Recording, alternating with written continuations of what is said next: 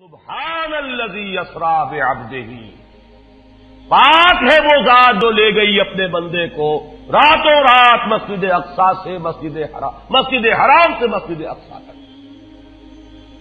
اگر یہ بات کسی انسان کی طرف منسوب ہوتی تو بات اور تھی، اگر یہ فعل حضور کی طرف منسوب ہوتا کہ حضور گئے تو بات اور تھی کہ میں آیا نہیں لایا گیا ہوں، حضور گئے نہیں لے جائے گئے ہیں، اور لے جانے والے وہ ذات ہے سبحان الذی اسری، وہ پاک ہے ہر عیب سے، ہر نقص سے، ہر ذوق سے، ہر کوتاہی سے، وہ منزہ ہے، اعلیٰ ہے، عرفہ ہے، بالا تر ہے، لہذا اس کی قدرت سے یہ ہرگز بعید نہیں کہ وہ اپنے بندے کو راتوں رات مسجد حرام سے مسجد اقصی اور پھر مسجد اقصی سے سدرۃ المنتہا تک لے جائے اور واپس لے آئے اور پھر مسجد حرام میں پہنچا دے۔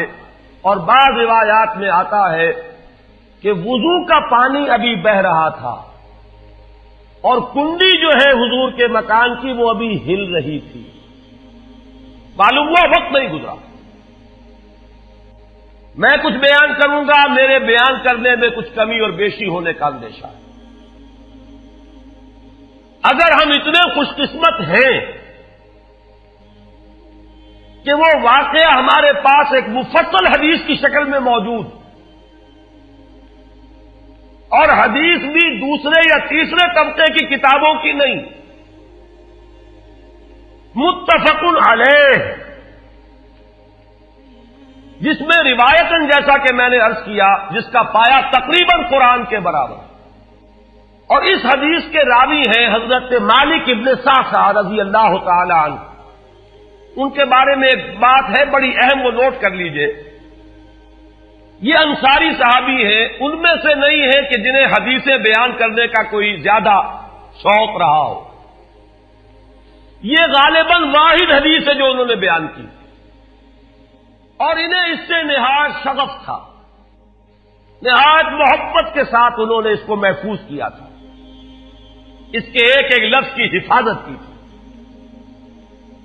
چنانچہ بعض دوسرے وہ صحابہ بھی جنہوں نے خود حضور سے یہ بات سنی ہوئی تھی، اب ایک تو وہ خود براہ راست روایت کر رہے حضور سے کہ ہم نے سنا، حضرت انس ابن مالک رضی اللہ تعالی عنہ خود، لیکن وہ صحابہ بھی ان کی خدمت میں خاص طور پر حاضر ہو کر ان سے اس روایت کو سنتے تھے، اس لیے کہ اس روایت میں ان کا درجہ بہت بلند ہے، ان کو اس سے بہت شغف تھا، تو صحابہ جو براہ راست حضور سے سن چکے وہ بھی ان کے پاس جا کر خاص طور پر اس حدیث کو سنا کرتے تھے۔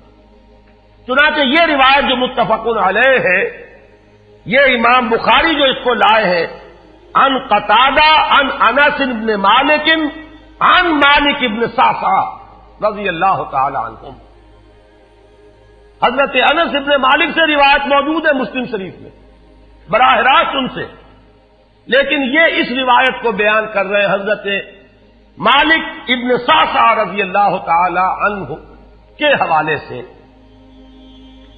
روایت کیا ہے؟ ان النبی صلی اللہ علیہ وسلم حدثهم عن لیلۃ اسری بہ۔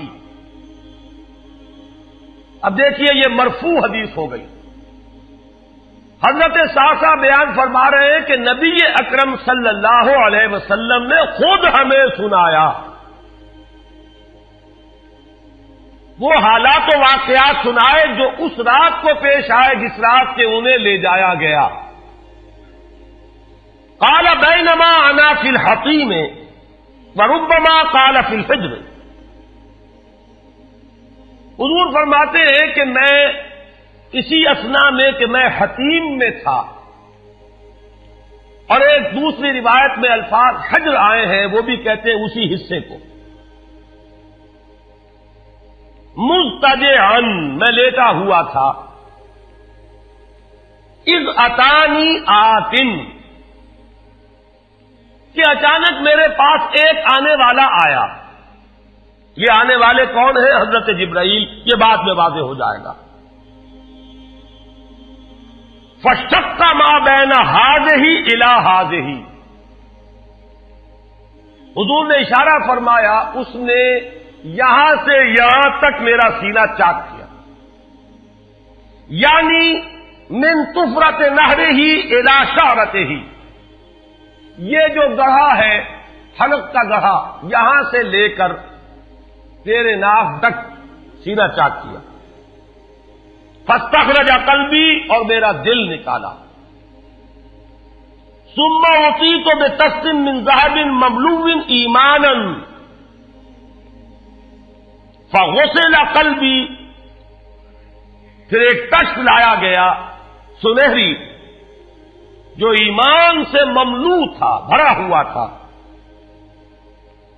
تو پھر اس کے ذریعے سے میرے اس قلب کو، سینے کو دھویا گیا، ثم غسل ثم اعید، وفی روایت اس کے بعد اس کو لوٹا دیا گیا اور پھر وہ زخم بھی سی دیا گیا۔ ایک روایت میں آتا ہے ثم غسل البطن بماء زمزم ثم ملئ ایمانا وحکمتا، اسی طریقے سے پورے پیٹ کو بھی صاف کیا گیا مائع زمزم سے، اور اس میں بھی ایمان اور حکمت بھر دیے گئے۔ ثم اعطیت بدابۃ، پھر میرے پاس ایک چوپایا لایا گیا، دون البغل فوق الحمار، جو بغل یعنی خچر سے تو کچھ چھوٹا تھا، اور حمار یعنی گدھے سے کچھ بڑا تھا، اب یہ جو سفید تھا، یقال له البراق، جس کا نام براق ہے، وَيَدَعُ خَطْوَهُ عِنْدَ أَقْصَى طَرْفِهِ، اور اس کا ہر قدم اس کی حد نگاہ پر جا کر پڑتا تھا۔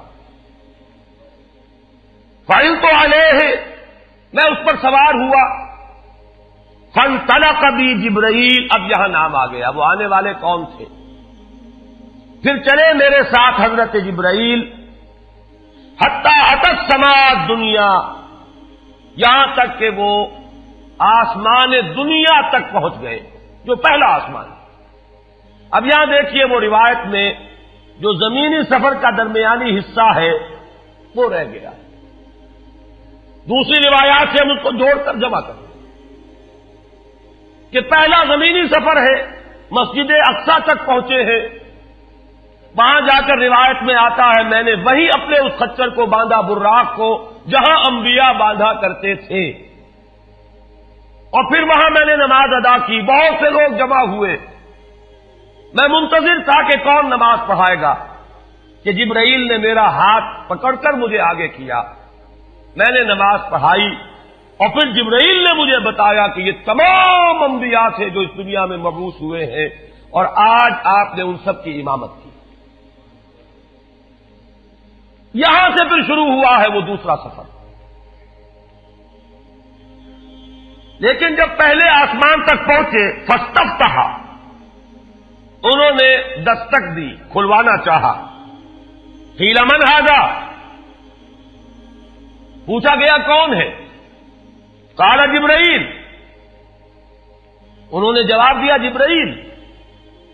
قیل ومن معک، پوچھا گیا کہ آپ کے ساتھ کون ہے؟ دیکھیے یہاں ذہن میں رکھیے گا،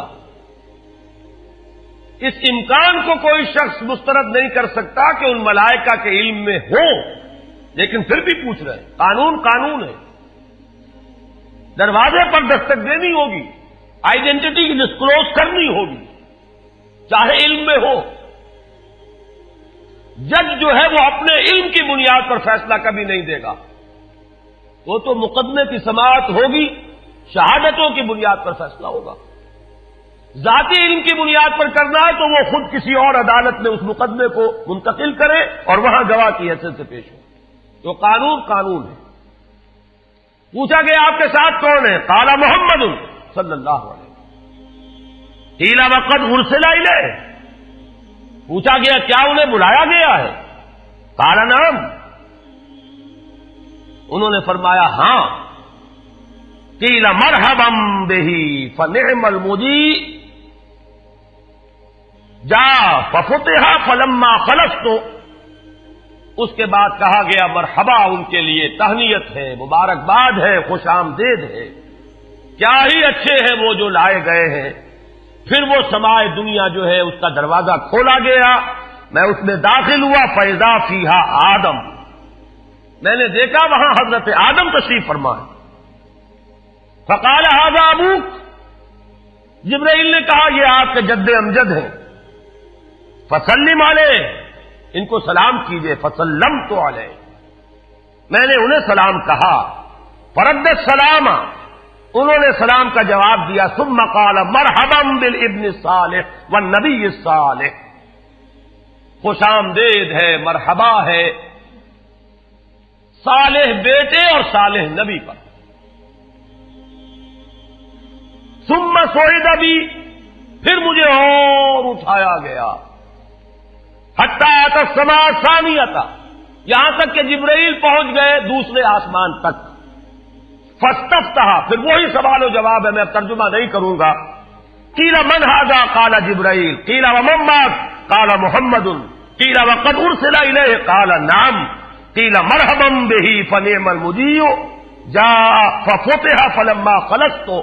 جب یہ سارا اس کارروائی کے بعد داخل ہوئے ہیں دوسرے آسمان پر، فیضا یحییٰ و عیسیٰ وہو ابنا خالۃ، وہاں میں نے دیکھا کہ یحییٰ اور عیسیٰ ہیں اور یہ خالہ زاد بھائی ہیں۔ قال ھذا یحییٰ و ھذا عیسیٰ فسلم علیہما، فسلمت فردا، ثم قال مرحبا بالاخ الصالح والنبی الصالح، انہوں نے بھی کہا خوش آمدید اور مرحبا ایک صالح بھائی اور صالح نبی کو، یہاں نوٹ کیجئے گا، حضرت عیسیٰ اور حضرت یحییٰ یہ بنی اسرائیل میں سے، لہذا حضور کو اپنا بیٹا نہیں کہہ سکتے، بھائی کہہ رہے ہیں۔ آدم جد امجد ہیں، انہوں نے بیٹا کہا ہے، مرحبا بابن الصالح والنبی الصالح، وہ نبی تو ہے، سب کہیں گے نبی، لیکن کوئی بھائی کہے گا، کوئی بیٹا کہے گا، ابراہیم بیٹا کہیں گے، موسیٰ وہ بھائی کہیں گے، جن کی نسل سے آپ نہیں ہیں، وہ جو براہ راست نسل چلی آ رہی ہے اس میں جو ذکر کرے گا وہ بیٹے کے لفظ سے کرے گا۔ ثم صعد بی الی السماء الثالثہ فاستفتح، قیل من ھذا قال جبرائیل، قیل ومن معک قال محمدا، قیل وقد ارسل الیہ قال نعم، قیل مرحبا بہ فنعم المجیء جاء ففتح فلما خلصت اذا یوسف قال ھذا یوسف فسلم علیہ، فسلمت علیہ فرد، ثم قال مرحبا بالاخ الصالح والنبی الصالح۔ اب مجھے ترجمے کی ضرورت نہیں ہے، ایک مرتبہ بات آپ نے سمجھ لی، اب تیزی کے ساتھ میں اس حدیث کو پڑھ دینا چاہتا ہوں۔ ثم صعد بی، پھر مجھے اور بلندی پر لے جایا گیا، حتی اتی السماء الرابعہ فاستفتح، قیل من ھذا قال جبرائیل، قیل ومن معک قال محمد، قیل وقد ارسل الیہ قال نعم، قیل مرحبا بہ فنعم المجیء جاء ففتح فلما خلصت فاذا ادریس فقال ھذا ادریس فسلم علیہ، فسلمت علیہ فرد، ثم قال مرحبا بالاخ الصالح والنبی الصالح۔ یہاں ملاقات ہوئی حضرت ادریس علیہ الصلوۃ والسلام سے۔ ثم صعد بی حتی اتی السماء الخامسۃ فاستفتح، قیل من ھذا قال جبرائیل، قیل ومن معک قال محمد، قیل وقد ارسل الیہ قال نعم، قیل مرحبا بہ فنعم المجیء جاء ففتح فلما خلصت فاذا ہارون قال ھذا ہارون فسلم علیہ، فسلمت علیہ فرد، ثم قال مرحبا بالاخ الصالح والنبی الصالح۔ ثم صعد بی حتی اتی السماء السادسہ فاستفتح، قیل من ھذا قال جبرائیل، قیل ومن معک قال محمد، قیل وقد ارسل الیہ قال نعم، قیل مرحبا بہ فنعم المجیء جاء ففتح فلما خلصت فاذا موسیٰ قال ھذا موسیٰ فسلم علیہ، فسلمت علیہ فرد، ثم قال مرحبا بالاخ الصالح والنبی الصالح۔ چھٹے آسمان پر یہ حضرت موسیٰ سے ملاقات ہوئی. فلما جاوزت تو بتا، جب میں آگے بڑھا تو حضرت موسیٰ روئے. قیل ما یبکی کا، ان سے پوچھا گیا کہ آپ کو کیا چیز رلا رہی ہے؟ قال ابکی لأن غلاما بعث بعدی، کہ مجھے اس بات پر رونا آ رہا ہے یہ نوجوان محمد صلی اللہ علیہ وسلم، یہ میرے بہت بعد ان کی بعثت ہوئی ہے. يدخل الجنت من امته اکثر ممن يدخلها من امتی، میرے بہت بعد آنے کے باوجود ان کی امت میں سے جنت میں داخل ہونے والوں کی تعداد میری امت کے مقابلے میں بہت زیادہ ہوگی. بہرحال اپنی امت کا خیال تو ہے، وہ شفقت جو نبی اور رسول کو اپنی امت پر ہونی چاہیے وہ ہے بتمام و کمال. اسے معاذ اللہ کسی حسد پر معمول نہ کیجیے، بلکہ وہ جو احساس ہوا ہے اپنی امت کی محرومی کا، وہ ہے کہ جس نے حضرت موسیٰ علیہ السلام پر یہ کیفیت طاری کی. ثم صعد بی، پھر مجھے اور بلند کیا گیا، الی السماء السابعۃ، ساتویں آسمان پر. فاستفتح قیل من ھذا قال جبرائیل، قیل ومن معک قال محمد صلی اللہ علیہ وسلم، قیل وقد بعث الیہ قال نعم، قیل مرحبا بہ فنعم المجیء جاء. فلما خلفت فاذا ابراہیم قال ھذا ابوک ابراہیم فسلم علیہ، فسلمت علیہ فرد السلام ثم قال مرحبا بالابن الصالح والنبی الصالح. حضرت ابراہیم نے پھر استقبال کیا، خوش آمدید صالح بیٹے اور صالح نبی کے لیے. ثم رفعت، اب ذرا یہاں نوٹ کیجئے گا، یہاں صعد تو نہیں آیا، صعد بھی نہیں آیا، رفعت. پھر مجھے اور بلند کیا گیا الی سدرۃ المنتہی. یہ سدرہ منتہا ہے جس کا ذکر ہے سورۃ النجم. اسی سدرۃ المنتہا کے پاس جنت ماوا ہے، وہ جس کا وعدہ کیا گیا ہے، جو ٹھکانہ بنے گی اللہ کے نیکوکار بندوں کا، جس میں وہ رہیں گے ہمیشہ ہمیش. فادخلوها خالدین، وہ بھی وہی ہے. پھر اٹھائے گئے حضور بیت المعمور تک. ثم اعطیت باناء من خمر واناء من لبن واناء من عسل.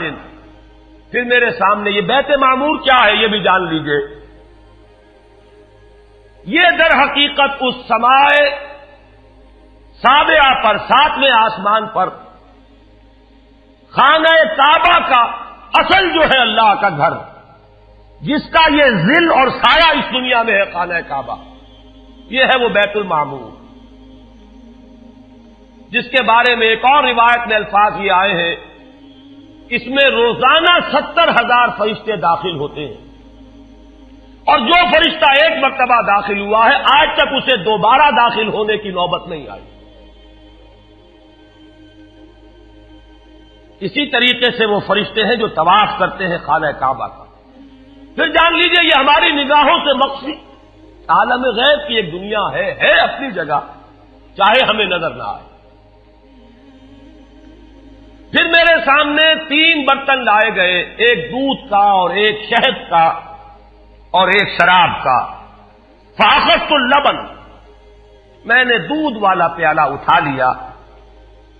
قال ہی الفطرہ، حضرت جبرائیل نے توثیق کی کہ یہ ہے اصل میں آپ کا انتخاب درست ہے، یہ فطرت ہے.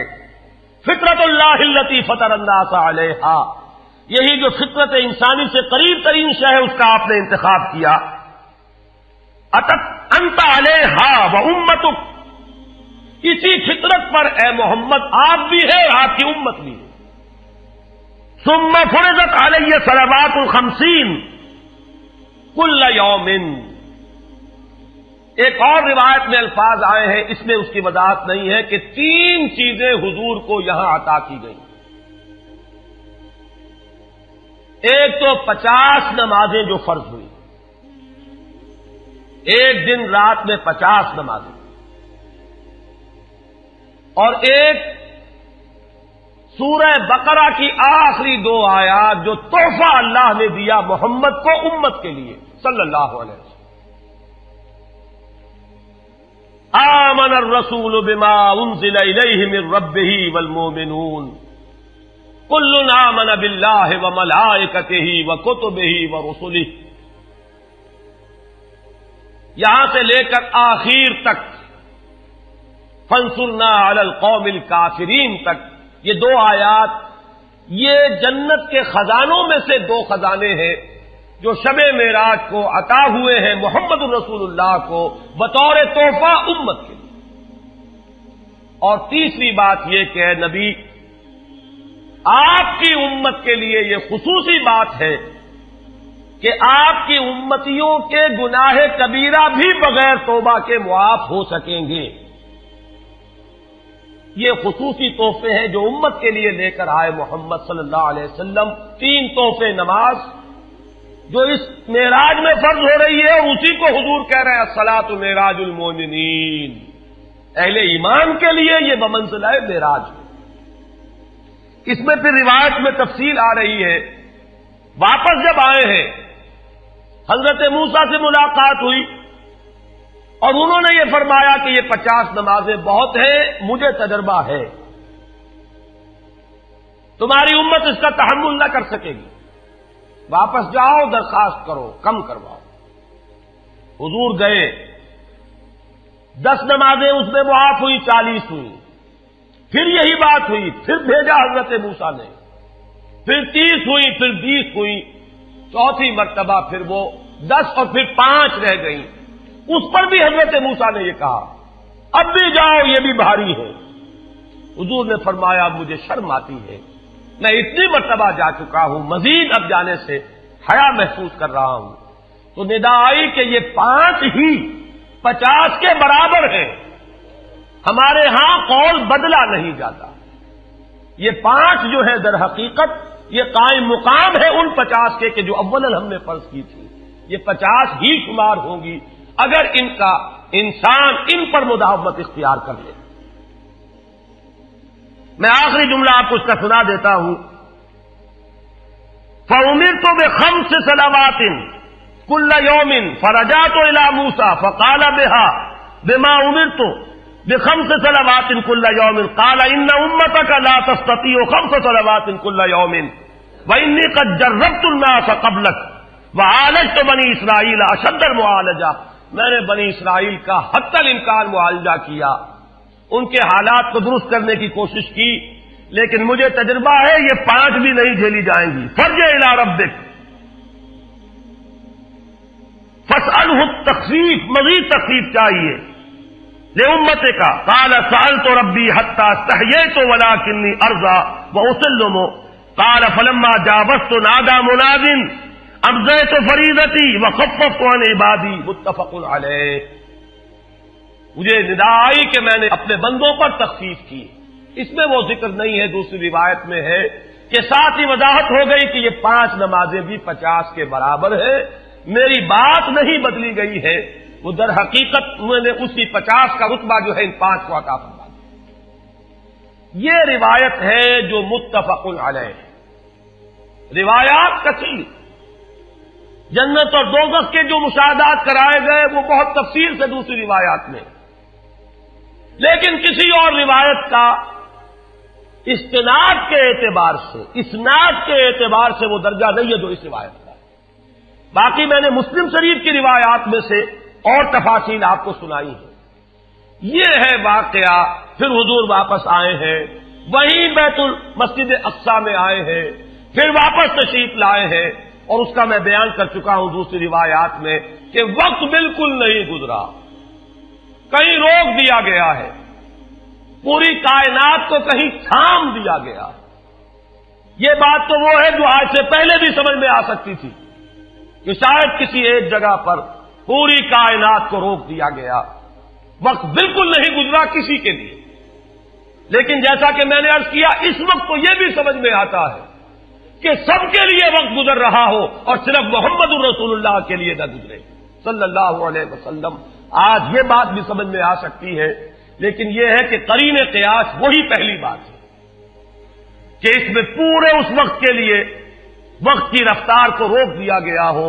وہ مسئلہ یاد آ گیا کہ آگے بڑھو یا وقت کی رفتار روک دو. تو یہ وقت کی رفتار ہے جو محمد الرسول اللہ صلی اللہ علیہ وسلم کے لیے روک دی گئی. اس کے بعد جو ہنگامہ ہونا چاہیے تھا وہ ہوا. صبح جب حضور نے فرمایا کہ یہ میرے ساتھ واقعہ پیش آیا ہے تو جو رد عمل ہونا چاہیے تھا وہ ہوا ہے. یہاں تک بھی ہوا ہے کہ بہت سے مومنین صادقین متزلزل ہو گئے. مشرکین نے کفار نے بغلیں بجائی کہ اب ہمیں موقع مل گیا. معلوم ہوتا ہے ابھی تک تو شک ہی کی بات تھی کہ ان کو کچھ خلل دماغی کا عارضہ ہے. اب تو ثابت ہو گیا, کسی شک کو شبے کی گنجائش نہیں. چنانچہ اب آپ اس کا اندازہ کیجئے, یہ واقعہ مکے میں بیٹھ کر بیان کیا جا رہا ہے. امتحان لیے گئے ہیں. اچھا اگر گئے تھے تو بتاؤ مسجد اقصی کے ستون کتنے ہیں, وہاں کی کھڑکیاں کیسی ہیں. حضور فرماتے ہیں, ایک حدیث موجود ہے کہ میں گھبرا گیا, اس لیے کہ کس کو یاد رہتا ہے. مسجد اقصی میں جا کر حضور ستون تو نہیں گن رہے تھے, لیکن یہ کہ جب پوچھا جا رہا ہے تو مجمع میں تو ہو سکتا ہے کہ تالی پٹ جائے کہ اچانک اللہ تعالی نے میرے سامنے مسجد اقصی کو کر دیا. اب میں دیکھ کر بتا رہا ہوں اور لوگ دنگ ہو رہے ہیں. اب دیکھیے وہ مشاہدہ جو میں نے عرض کیا تھا, مشاہدات بے شمار ہیں. جنت سامنے لے آئی جاتی ہے اور آگ سامنے لے آئی جاتی ہے, جہنم سامنے لے آئی جاتی ہے, مسجد اقصی سامنے لے آئی گئی ہے, جن میں سے ہر سوال کا جواب حضور نے مشاہدے سے دیا. اسی ضمن میں وہ واقعہ آتا ہے کہ حضرت ابو بکر کے پاس گئے لوگ دوڑے دوڑے. وہ یہ سمجھتے تھے کہ اگر یہ پالا ہم مار لیں تو پھر ہماری جیت ہے. ابو بکر کو اگر ہم متزلزل کر دیں تو پھر گویا کہ ہمارے لیے کوئی اور پرابلم نہ رہے گا. روایت میں آتا ہے حضرت ابو بکر نے بھی سن کر ایک دفعہ جھرجھری لی ہے, لیکن صرف ایک سوال کیا, کیا واقعی وہ یہ فرما رہے ہیں؟ لوگوں نے خوش ہو کر کہا, تالیاں بجائے, ہاں ہاں کہہ رہے ہیں, چلو ہم لے چلتے ہیں. انہوں نے سمجھا کہ ہمارا وار جو ہے کارگر ہوا ہے, واقعی کو تزلزل ہے. لیکن اگلا جواب ابو بکر کا یہ تھا, اگر وہ کہہ رہے ہیں تو 100% درست کہہ رہے ہیں. میں روزانہ یہ مانتا ہوں کہ فرشتہ آسمان سے ان کے پاس آتا ہے, تو اگر ایک مرتبہ انہیں آسمان پر لے جایا گیا تو یہ کون سی بڑی ہے. یہ ہے وہ دن کہ جس کے بعد صدیق اکبر شمار ہوئے ہیں ابو بکر صدیق. صلی اللہ